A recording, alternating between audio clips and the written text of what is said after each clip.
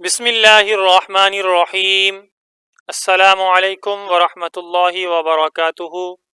تیسیر القرآن course class number 1 میں خوش آمدید۔ میں ہوں قاری ایاز نورانی۔ الحمدللہ آج ہم تجوید کورس تیسیر القرآن کا پہلا سبق شروع کر رہے ہیں۔ سب سے پہلے ہم حروف تہجی کی تعریف سمجھیں گے۔ قرآن کریم کے بنیادی حروف جن کی تعداد 29 ہے، اور یہ حروف الف سے لے کر یا تک آتے ہیں۔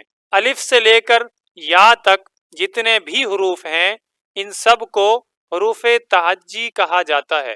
یہ قرآن پڑھنے کی بنیاد ہیں جن کو آگے ہم ایک ایک کر کے اچھی طرح سیکھیں گے۔